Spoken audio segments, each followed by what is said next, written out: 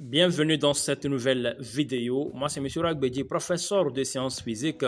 Et c'est sur cette chaîne, j'aide les élèves à mieux maîtriser les sciences physiques. Aujourd'hui, nous allons traiter un exercice sur la dynamique.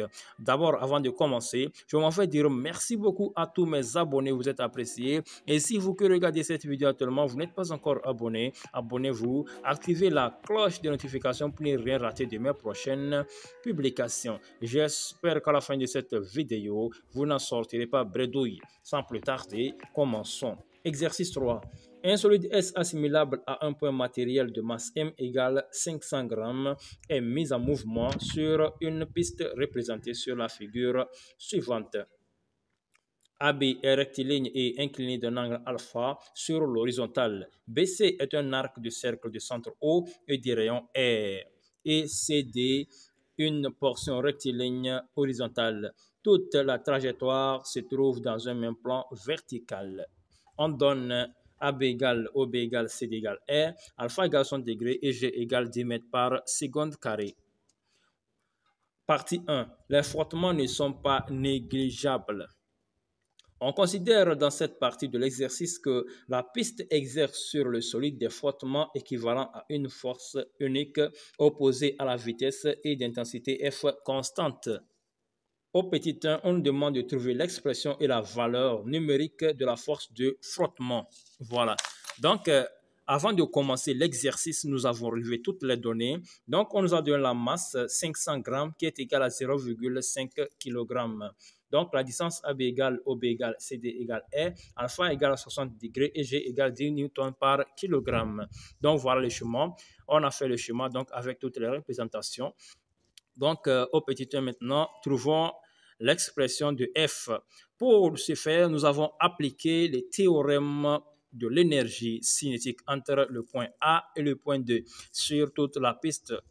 Maintenant, nous avons la vitesse initiale qui est égale à 0, la vitesse finale qui est égale à 0. Donc, ici, au niveau de TEC, on nous dit que la variation de l'énergie cinétique qui est égale à la somme des travaux des forces extérieures. Donc, ici, nous avons demi de M, VD carré, moins VA carré, égale travail de P plus travail de Rn plus travail des forces de frottement.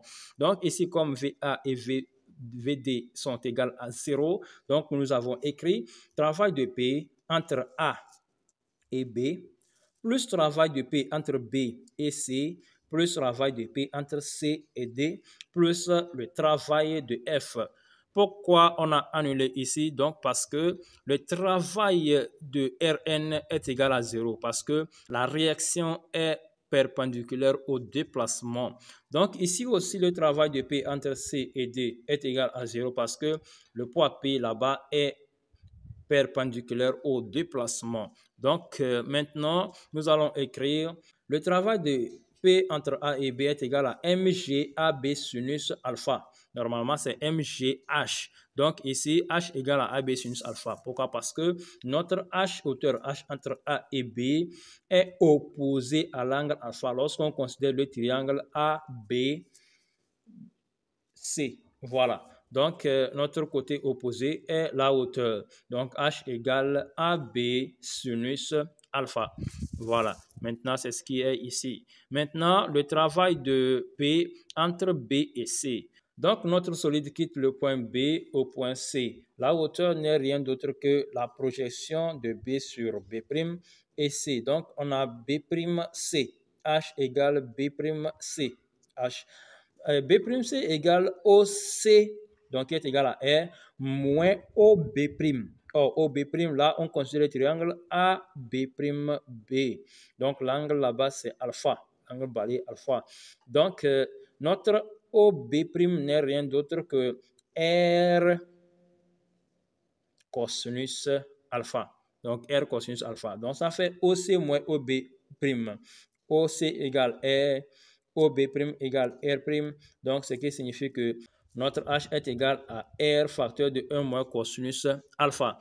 Donc ici au niveau du travail de F, donc nous avons moins F, donc moins F fois AB, moins F fois BC, moins F fois CD. Donc on a juste mis moins F en facteur. Donc moins 1 facteur de AB plus R alpha. R alpha parce que notre BC est une portion circulaire. Donc, comme il s'agit d'une portion circulaire, donc on fait le rayon fois l'angle balayé. Et ici, entre B et C, l'angle balayé, c'est alpha. Donc, ça fait R alpha.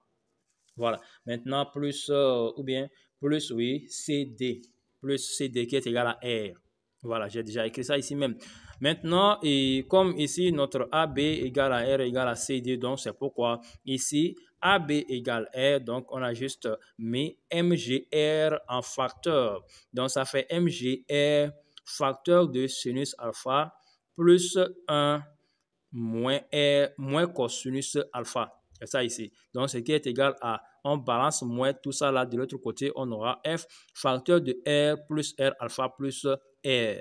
Donc, en tirant notre force de frottement, donc on trouvera MGR facteur de 1 plus sinus alpha moins cosinus alpha sur R facteur de. Donc ici, lorsqu'on fait R plus R, on trouve 2R. 2R plus R alpha, donc on met R en facteur, on a R facteur de 2 plus alpha.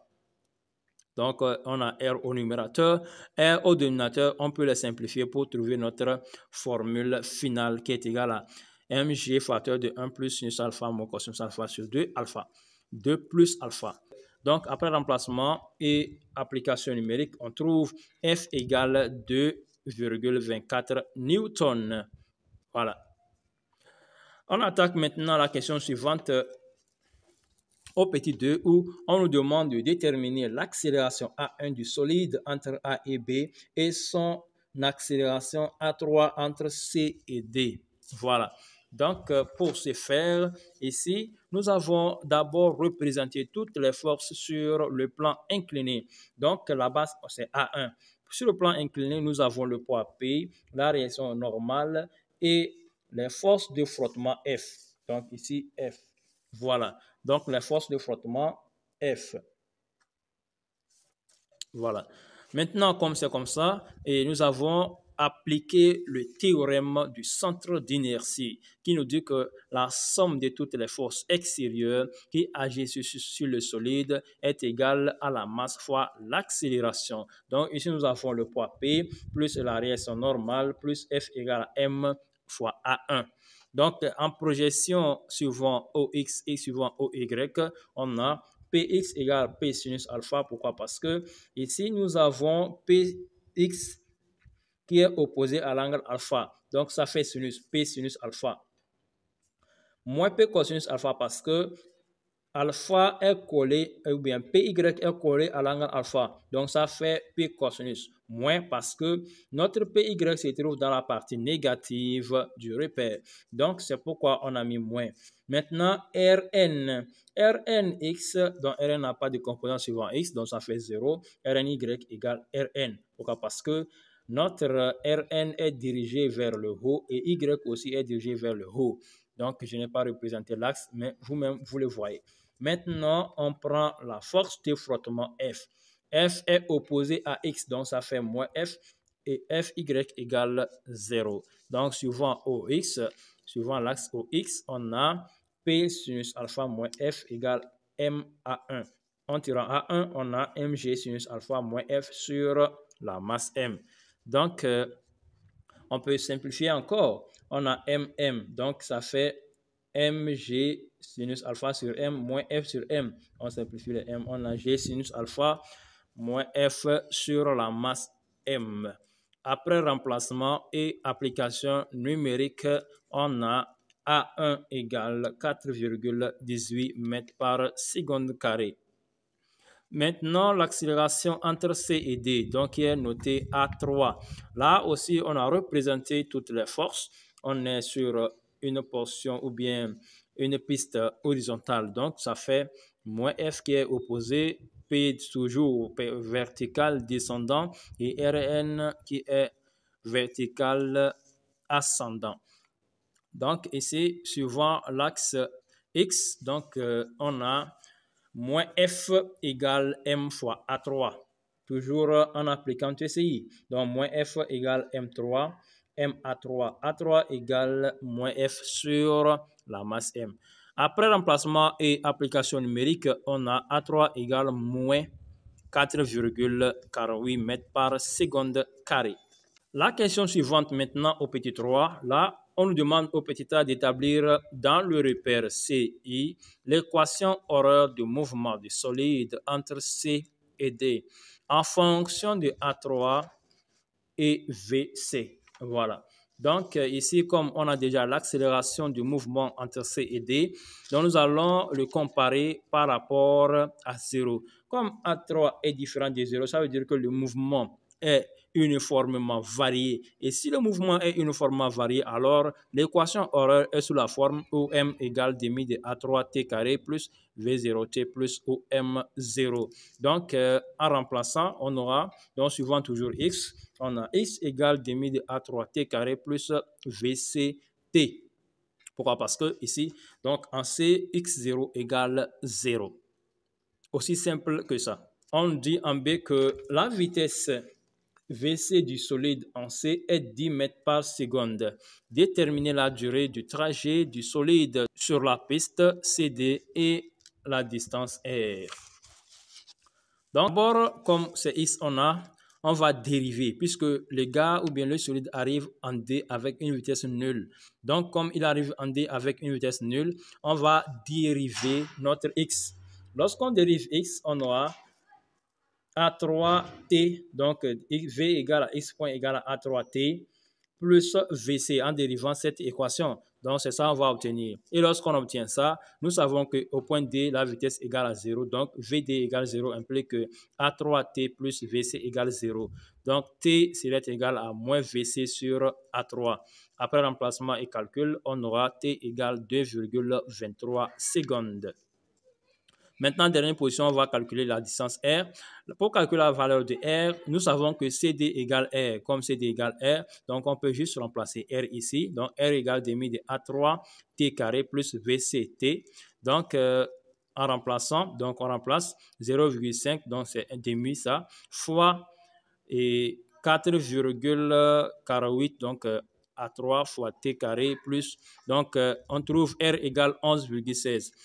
Merci d'avoir regardé cette vidéo jusqu'à la fin. On va entamer la partie 2 dans une prochaine vidéo.